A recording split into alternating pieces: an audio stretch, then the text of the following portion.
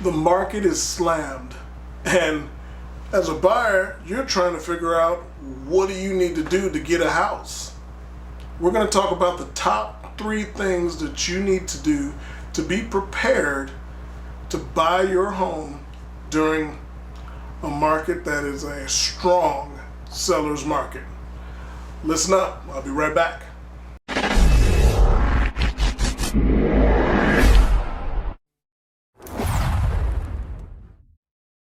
Welcome back to Wednesdays with Walter. Today I want to talk about some special things that's going on with the market. As many of you know, the market is slammed right now. Right now we are in what we call a strong seller's market. And so for those of you out there that don't know what a seller's market is, that is basically saying that there's more buyers than there's inventory for those buyers. So I usually say there's a ratio like 10 to 1, 10 buyers for every 1 house. You've probably seen that inside of any of the articles or the news media that you've been reading so far. So I want to talk about the top 3 things that you should consider when you're going in to buy your home during a market like this. It's important to note that in today's market, though it's a strong seller's market, it is also a very good market for the buyer because interest rates are at all-time lows. So let's jump right into it. First things first, set the right expectations. Many people out there believe, as we're going in to shop for a house, that you're the only one that loved the house that you walked through. If you walk through a home and you love its beauty and you love the characteristics and everything about it, has yard appeal and it's modern or contemporary or traditional, whatever style you like, but it's clean and it looks great, almost like you pulled it out of an HGTV television show, then you better believe that someone else also loved it just as much.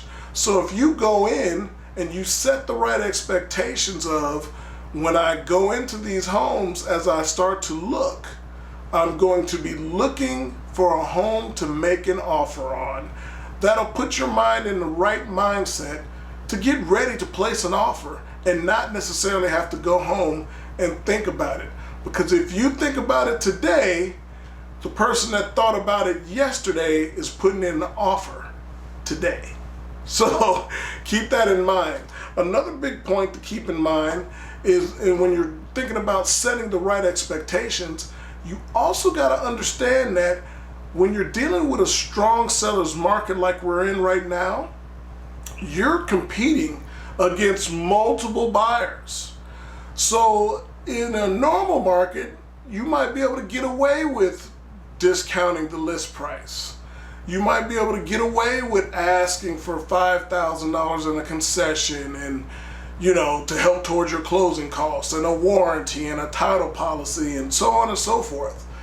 But you have to remember, that seller is focused on what's going to bring them the most money back. And if you're competing with 1, 2, 3, and in some cases 10 or 15 offers, you want to make your offer as clean as possible. So if you don't need the extra down payment or concession from the seller, and you have money saved for your down payment and for your closing costs, then don't ask for it. If you don't need a home warranty from the seller and you want to buy your own, don't ask for it. I'm not telling you that if you need it, that you shouldn't ask for it, but you also need to understand what expectation you should get from that. Because if you're competing with another offer that is not asking for any of that and yours is, more times than not, the seller's going to go with the other offer. Lastly, you need to also understand that because we're in a strong seller's market, and because you're competing with buyers with every single home in many cases, it is very important that you try and see it first. If you're working with a good agent, they're going to get you homes as soon as they come on the market. If a home has been on the market for more than 2-3 days, in this type of market that we're in right now, you probably have 10 or 15 people that have already seen that home, and there's probably offers on the way. So you need to get out there, take a look, make your decision, and if it's the right home for you, go ahead and put that offer in. The second thing that we want to talk about is we want to be patient. Understand that the first house that you put an offer on might not be the house that you get. Again, you're competing with multiple offers. You could be competing with other financing offers. You could be competing with cash offers. The odds when you're competing with multiple offers goes down because that's just the way it is, unless you're the strongest offer. So don't get frustrated in the moment that you might have lost that house. I'm a firm believer, and many of my clients know, the right house is the right house. If you didn't get the first one, then that one wasn't meant for you. And maybe the second one or the third one is the one that's specially made for you and your family. The final thing I want to talk about is, and out of the top three things here, is make sure your ducks are in order. Now, what does Walter mean by have your ducks in order?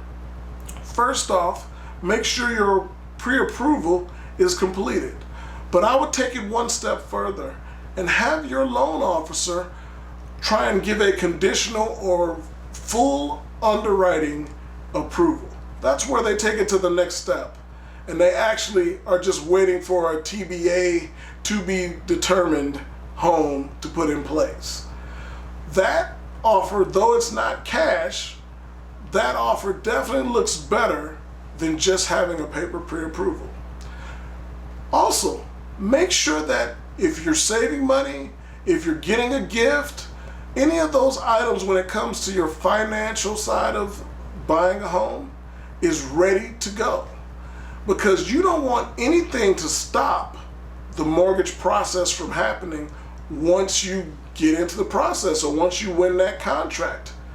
Because one hiccup can allow another person to come in and after you drop the contract, pick up that house. There's probably a line waiting to pick up that house.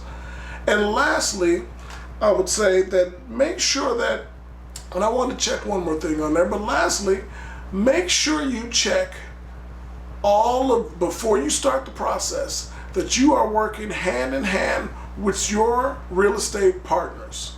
So work with your real estate agent to determine a true needs analysis. What is it that you're looking for? What are your deal breakers? What are the things that you like to have in a home? And what is your budget? The reason why all of this is important is because when you're in a competitive market like we're in right now, you don't have time to waste looking at homes that don't fit your needs. So we want to make sure 10 out of 10 homes fit exactly what you and your family are looking for and allow you to move into a home that's great and ready to go. So if you have any questions about buying a home, selling a home, feel free to reach out to me. My name is Walter Davis again, and you can reach me at 832-257-9083, or you can go right through my website at www.myluxuryagent.com. And for all of you guys that are thinking about selling your home, stay tuned because the next video is for you. Have a great day, stay safe, God bless, and I'll talk to you soon on Wednesday with Walter. Thanks, bye-bye now.